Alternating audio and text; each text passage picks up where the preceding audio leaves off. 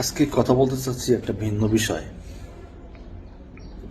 জনাব তারেক রহমান বাংলাদেশে 17 বছর পরে ডিসেম্বর মাসের 25 তারিখ আসছেন। স্বাভাবিকভাবে আসার পরে সে ভিন্ন একটা আবহাওয়াতে ছিল, ভিন্ন একটা টাইম জোনে ছিল। সেখান থেকে দেশে আসার পরে 1 সপ্তাহ তার সময় লাগে। যে কোনো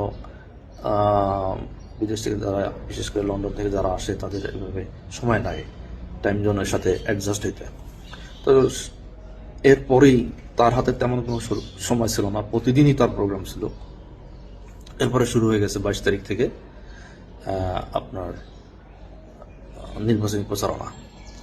স্বাভাবিকভাবে নির্বাচনের প্রচারণায় তার তো কোথায় কি যাবে শিডিউল আগেই সেট করা ছিল। কিন্তু আমি যেটা বলতে চাচ্ছি, তারেক রহমান কোথায় যাবে, কি করবে, তার যে উপদেষ্টা পরিষদ আছে তাদের কাজ কি? তাদের কাজ হচ্ছে তিনি যে বক্তব্যগুলো দেবে সে পয়েন্ট আউট করা, কোন এরিয়ায় যাচ্ছে, সেই এরিয়ার ভৌগোলিক অবস্থান কি, সেই এরিয়ায় কৃষক শ্রমিক কার কি অবস্থা, ওখানকার কি চাহিদা, সে সম্পর্কে একটা তাকে ব্রিফ করা, এবং সেই অনুযায়ী তার বক্তব্যগুলো ওখানে আসবে। কিন্তু ইদানিং বেশ কয়েকটা ঘটনা বেশ আলোচিত হয়েছে এবং কয়েকটা ভুল তথ্য তার বক্তব্যে আসছে, যার জন্য আমাদেরকে আসলে এগুলো নিয়ে একটু এমব্রেস্টিং হইতে হচ্ছে। We are embraced. তো আমার কথা হচ্ছে, যারা উপদেষ্টা পরিষদে আছে তারা কি তাকে সাহায্য করছে নাকি শুধু তার সাথে ঘুরছে?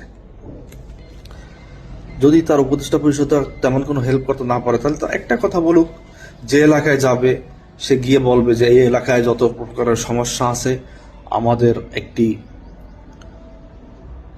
ট্যাক্স বোর্ডের মাধ্যমে আমরা এগুলা চিহ্নিত করব, চিহ্নিত করে এগুলা আমরা সলভ করার চেষ্টা করবো যদি নির্বাচিত হই। এতটুকু কথা বললেই হয়ে যায়। খুব বেশি স্পেসিফিক কিছু বলতেই হবে এমন কোনো কথা নাই। ফেসবুকে, সোশ্যাল মিডিয়ায় মোটামুটি এটা তো একটা মোটামুটি আলোচনা হইতেছে। তো আমি অনুরোধ করব, পরবর্তী যে কর্মসূচিগুলো আছে দয়া করে উপদেষ্টা মন্ডলীতে যারা আছেন তারা এই জিনিসগুলা খেয়াল রাখবেন।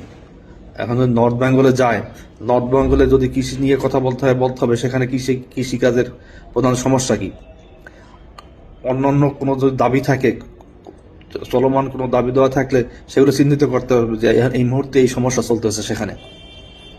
এগুলো নিয়ে আমাদেরকে ভিডিও বানাইতে হবে, এটা লজ্জাস করা। আমাদেরকে দয়া করে বিপদে ফেলাইয়েন না।